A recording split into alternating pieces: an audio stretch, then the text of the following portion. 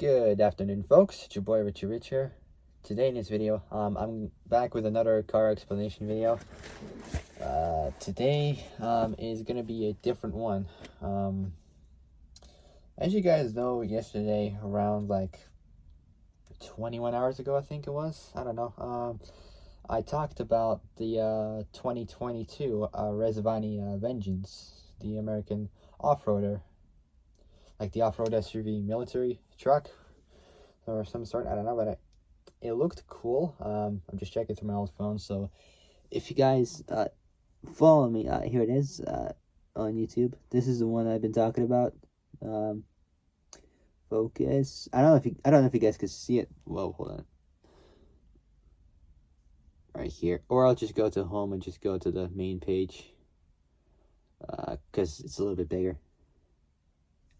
Oh my god, I accidentally hit that. I mean, here it is. That's the one I talked about. Come on. Focus. Focus. I don't know if I can focus it. I don't know. Focus. Come on. Focus. Focus.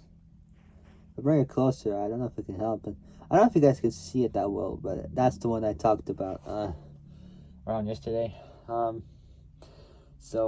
Yeah, and I've been doing some, I've been posting a lot on YouTube recently. Almost 300 videos. Well, actually it's 300, but like almost 330.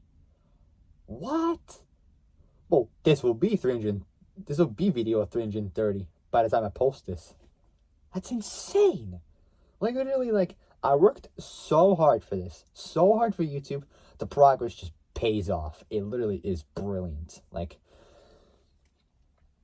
it's just fantastic, just like, considering I have been doing YouTube for a very long time. I started doing this channel for like since September 7th, 2022. Over a year has gone past. So yeah, I've been doing YouTube for like over a year right now. Like, just awesome. It's just literally brilliant. Unbelievable.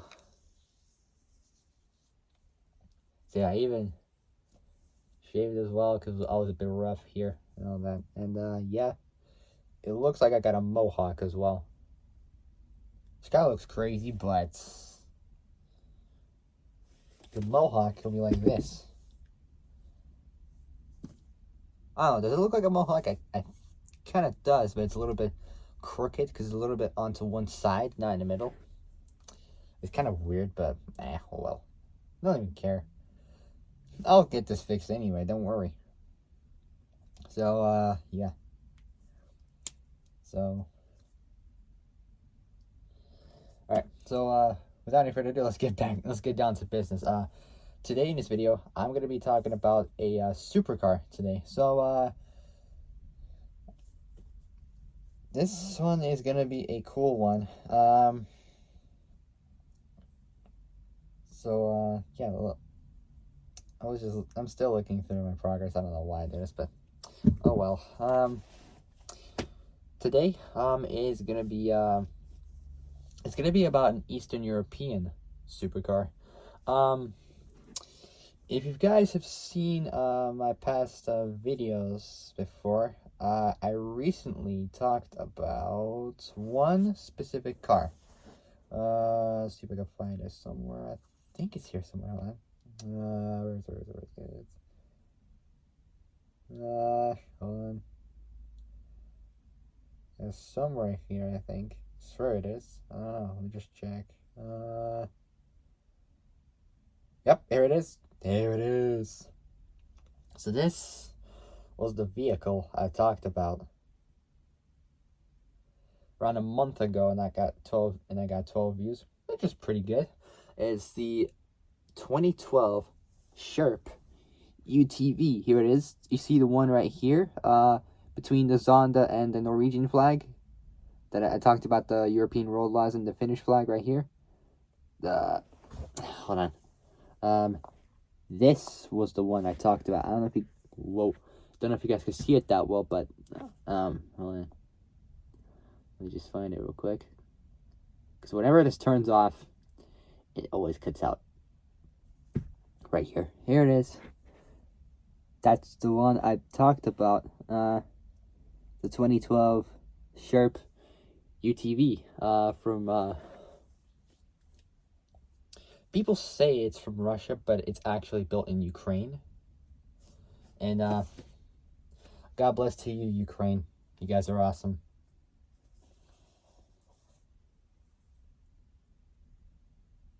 Hope you win against Russia. Ukraine, I believe in you. I support you 100%. I believe in you. You can do this. Do it for your people. Do it for Vladimir Zelensky, the Ukrainian president. Do it for your country. Do it for your blood. For everything you got. Get revenge. I believe in you. I believe in you 100%. I will support you in every way. I believe in you. You can do this. Hit them back with everything you got to get revenge. I hope Ukraine wins one day. I just really do. Alright, today in this video, I'm going to be talking to you guys about a Eastern European supercar from Russia. So, yeah, no, it's going to be kind of weird because, you know, between the war against Russia and Ukraine, it's just, I don't even know when this war is going to end, literally, against Russia and Ukraine.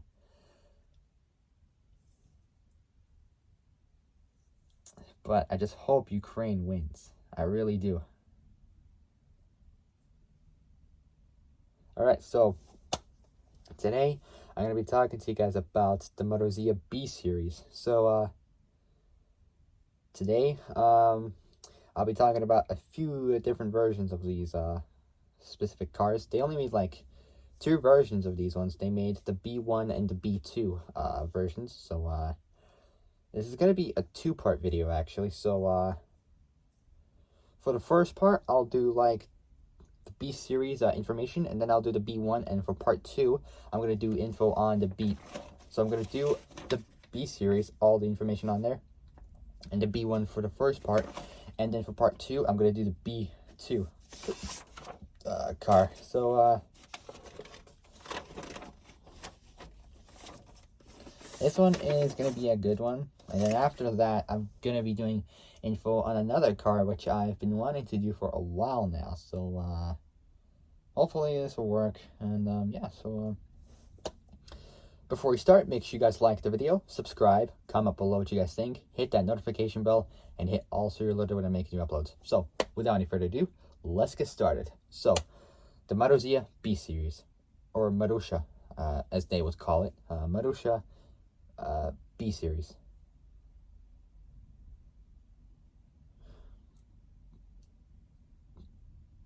The Marussia B series was a series of sports cars built by Russian automaker Marussia Motors. Pronounced Marussia. That's first I thought it was Marussia, or whatever it was called. But it's Marussia. I don't know. But people say Marussia, which kind of is weird, but I don't really know like how they're even. I don't even know what the actual name of it is, but I think it's Marussia. I got no idea. I got no clue. This car went out of production years ago. Over 10 years ago, it went out of production. So yeah, pronounced Marussia. The series consists of the B1 and the B2. The cars technically similar, but are very different in design. The two cars had the same engines, layouts, features, suspension. So basically, these two vehicles had the same engines, layout, features, suspension and brakes. It's kind of weird, but, you know, with them having the same engine, layout, features, suspension, and brakes. But they have, like, different body styles, though. Price at over 4 million ruble. I think I said it right. I don't know how. I don't really know how to say it in Russian though, because my Russian is weak. It is absolutely weak. I would want to learn Ukrainian a little bit better because it would give me a chance, like, to have like an opportunity to know a bit of Ukrainian to help out the people out in Ukraine who are suffering a lot against like the war against Russia. So like it's like Russia's taking pieces and pieces of Ukraine. Like it's destroying them to pieces right now. All the people, cars, the places, hotels, even uh, workshops, stores, parks, seasides, everything is taking pieces and pieces and pieces of them. Sorry, I'm just saying, like, it happened in, like, 2014 when Russia invaded the Crimea, like, which is, like, at the Crimean Sea in Ukraine. So,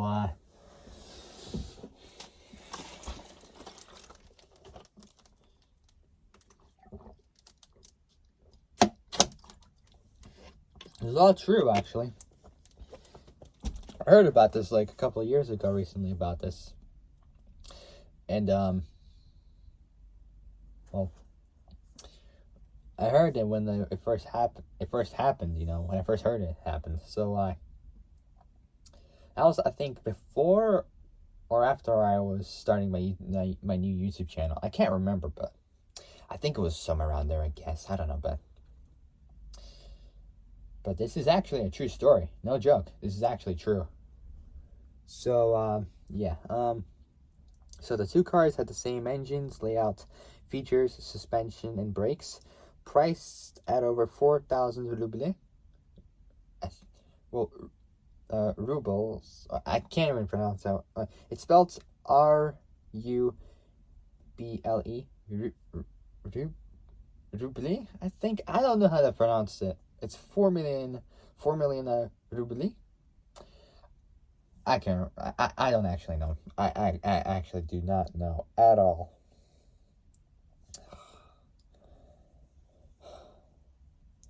Well, I wanna learn Ukrainian one day, just to help, just to show the people in Ukraine respect, because they deserve respect. They really do.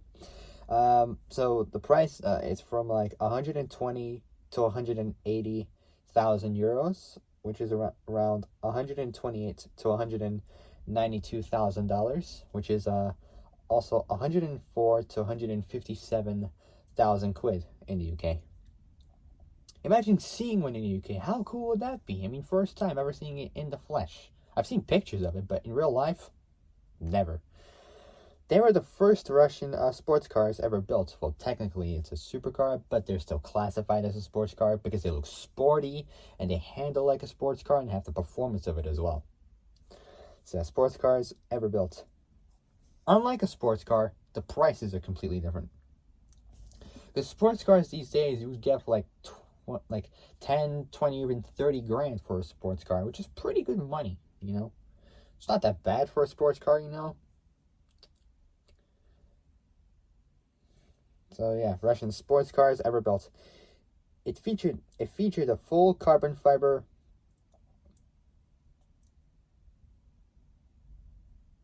The car was like fully carbon fiber with an aluminum. I can't talk. Oh my god. This is just like, you know, in the last video. I can't even talk properly. Now I'm having the same feeling now. It featured a full carbon fiber car with an aluminum chassis. So the car was fully carbon fiber, had like a carbon fiber body with an aluminum chassis, so it's very light. Carbon fiber car with aluminum or aluminium chassis. About 3,500 or 3,500 units were planned to be built. And now we're going to talk about the B1 version. Here we go. So the Marussia B1, its overview is first, as usual, for every video I do, I talk about the overview of the car. And I'll still do it. So let's do it. So overviews first.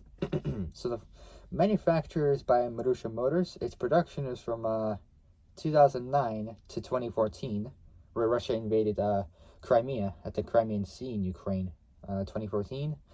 Assembly is in Moscow, the capital city. I can't even talk. The capital city in Russia. There we go. Body and chassis. Body and chassis is next, as usual. The class is a sports car. It's the S segment for it. The body style is a two-door coupe or coupe. The layout is RMR, which is rear mid-engine and rear-wheel drive. The doors, it has butterfly doors, which are pretty cool. Its powertrain is next. For the engine, two versions you can get. It might depend on the price. You can get one with a 2.8 liter turbocharged V6, which makes 224 kilowatts, 304 PS, 300 horsepower approximately.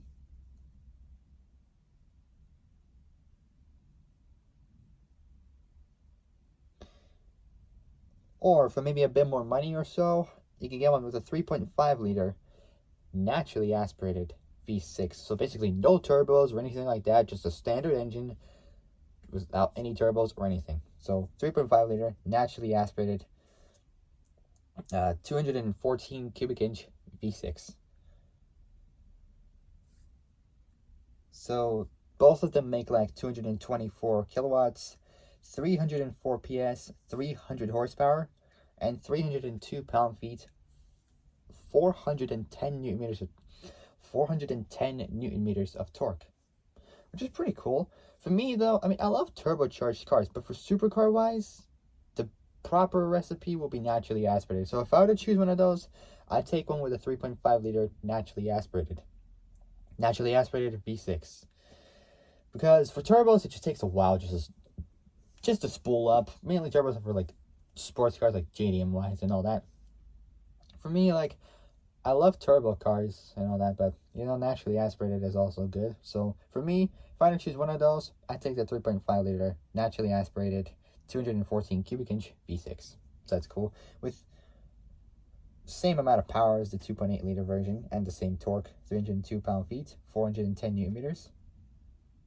So 224 kilowatts, 304 PS, 300 horsepower, 302 pound-feet, 410 newton meters. Yeah, 302 pound-feet. So 302 pound-feet, 410 newton meters of torque. I sometimes have to repeat it because I couldn't either like say it properly or I couldn't hear myself say it. So 302 pound-feet, 410 newton meters of torque. Now the transmission, two versions you can get. It might depend on the price. If you're wanting to like cruise or whatnot, you can get one with a 6-speed automatic. But if you want to be a proper driver, like I would be, like always a proper driver, skilled, and all that stuff, you can get one with a 6-speed manual. So for me, I would prefer like the manual because it might be cheap on the price and it'll be good for fuel for the car and it'll be lighter as well because manual gearboxes are much smaller and lighter than its automatic. How can I say this? How can I say this out? Then its automatic equivalent. There we go. That's the one that I wanted to use. Equivalent. That's one. Manual gearboxes are much better than their automatic equivalents. Both 6 speeds, just different. 6-speed auto, 6-speed manual. Manual is the best one to go for because for the car it will be much cheaper and for better on fuel and will be much lighter and stronger as well and more durable as well. Now for the dimensions, the length is 4,635 millimeters, which is 182.5 inches. So that's the length. The width is just approximately 2,000 millimeters. So 2,000 millimeters, 78.7 inches. The height is 1,100 millimeters, 43.3 inches. The curb weight is 2,425 pounds, which is 1,100 kilos. The same in millimeters for the height, which is pretty good. I mean, it's 100 kilos lighter. Well, 150. Well, like, hold on. Wait. God, I'm thinking the other way around. Wait. Whatever. Okay. I was gonna think of some cars that would like kind of match the kind of weight for it. I don't know.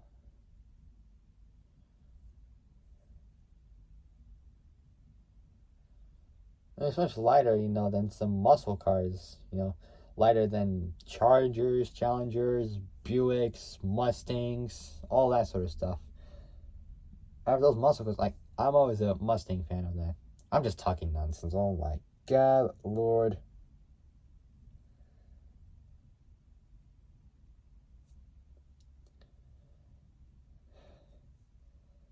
Let's just take a deep breath. Breathe out. Okay, try not to rush now. So I'm just talking nonsense now. So I'm going to repeat the dimensions again.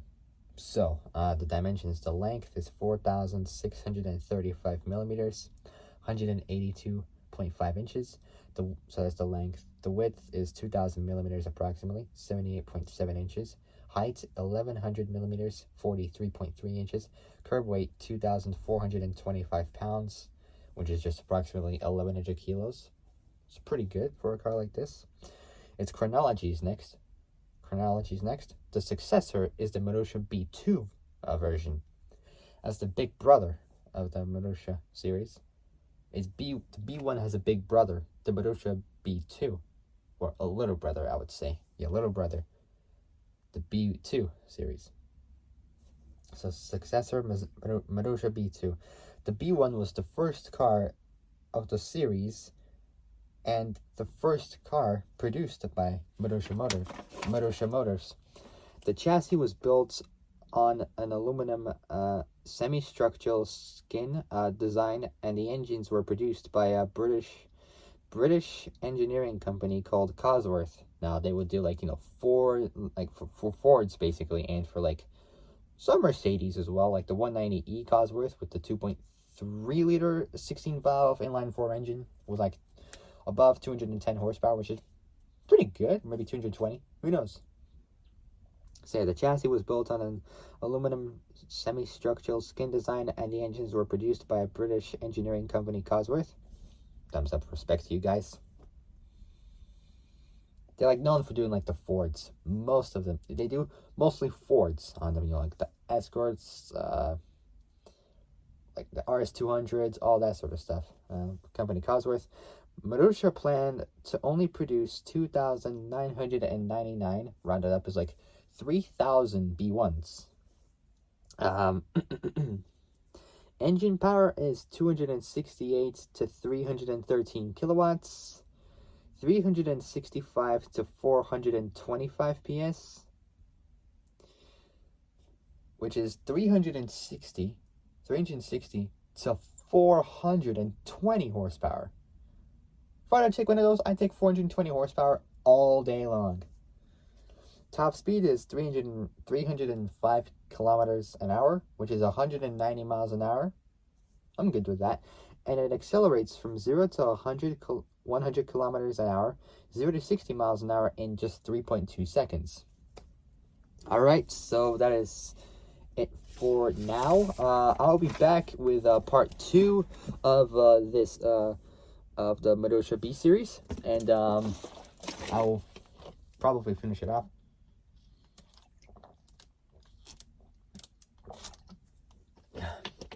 Sorry if I kind of messed it up today, but hopefully for the next video, I'll try not to mess up as much as humanly possible. I'll just try to keep it under control and all that. So, plus, I'm also feeling better than before. Because in my last video, I was a little bit not myself. I was couldn't talk properly and all that stuff, and a bit sick and all that. But I'm feeling better now, so that's good. So I'm okay. And so yeah. So if you like part 1 of this video, like the video, subscribe, comment below what you guys comment below what you guys think. There we go. Hit that notification bell, and hit all so you're alerted when I make new uploads. Alright, I will be back for part 2, so don't go anywhere. I'll be back soon for the next video. Alright, so I gotta go. I'll be back soon for part 2 of the Marussia B series. I'll be back soon for part 2. Peace.